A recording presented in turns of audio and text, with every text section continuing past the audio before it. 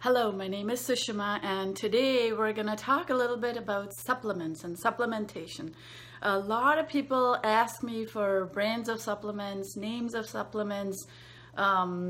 Is this particular vitamin A good? Is that other better? What should I do about the B's? And my answer to all of them is it is no trouble at all to get your supplements, your minerals, your food, your enzymes from the food that you eat. So what I'm gonna read is vitamin A, something about vitamin A. I get this journal from the Vice Traditions, from the Weston A. Price Foundation, and Sally Fallon there writes amazing articles and commentaries on research that she picks up, and she's written about vitamin A, and she stumbled upon a paper written in 1994 that compares the results from taking a retinol supplement, either orally or via injection, with eating liver. So this is for all of you who are squeamish about eating liver. Those given the supplement had higher concentration of retinol palmitate compared to those who ate liver. But they also had much higher levels of all trans retinoic acid in their blood. The all trans retinoic acid is considered to be the teratogenic form of vitamin A, the kind that causes toxicity, the kind that causes birth defects and cancer in babies. So the researchers said advice to pregnant women on the consumption of liver based on the reported teratogenicity of vitamin A supplements should be reconsidered. If it's translated into plain English, what it means is if you eat liver, if you get your vitamin A from liver, you do not get the all trans retinoic acid, which is highly teratogenic to your fetus. But if you eat liver, it is not converted into this teratogenic retinoic acid. So for pregnant women, yes, and kirch, calf liver with onions is awesome. For pregnant women in particular, any form of liver is wonderful. And so down at the bottom, I'm going to post my link on supplementation, how to supplement your diet with fat-soluble vitamins, water-soluble vitamins through food, and why food is a better form of supplementing your diet than the fake supplements, the pills, the injections, etc. are. So this article was written in the Human and Experimental Toxicology Journal, 1994, 13 pages 33-34.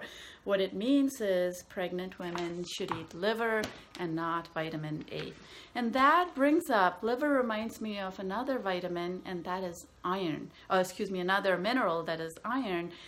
What happens today is when you have your baby, cords are clamped very, very early, like within the first 30 seconds of being born.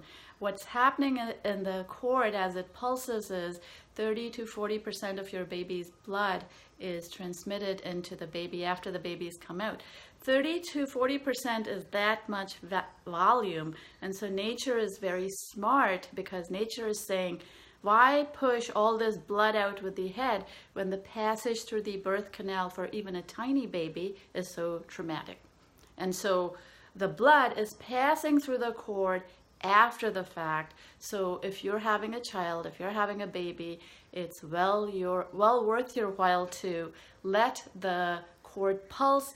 Once the cord is done pulsing in a half hour, you can snip it off. But what's happening, because the cord is cut off so early, is the baby's not getting all their iron. Oh, I have very strong views on vitamin K injections or vitamin K drops.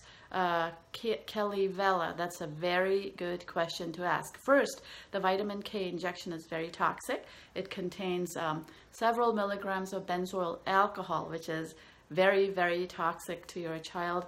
A lot of the vitamin K shots contain 135 micrograms of aluminum, and aluminum is one of the most neurotoxic substances you could give to your child.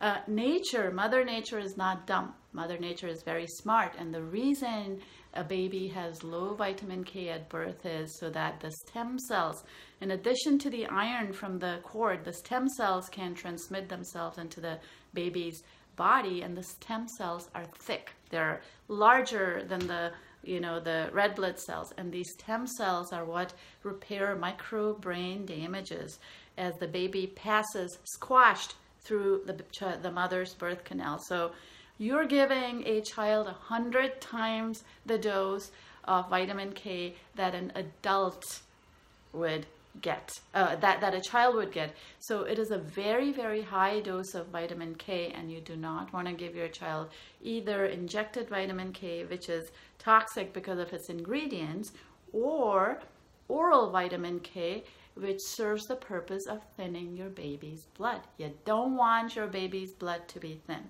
Which brings me up to the matter of iron and iron supplementation. So if you say had, a cesarean section, or you're in a hospital where they absolutely follow the policy of cutting off the baby's cord within the first 30 seconds, what do? Well, guess what? In about 6 months or less, the baby's going to run out of its iron. While you're still nursing the baby will get its nutrition from the mom, but the mom needs to eat a lot more liver. So all those women who don't like liver, find another source of iron, find another source of vitamin A, but liver is a fabulous, fabulous source. And I gotta say, I was not a liver eating person, but once I tasted pate or lightly cooked liver, it was awesome. It's like my brain started functioning. All of a sudden, you feel remarkably better, especially if you're pregnant.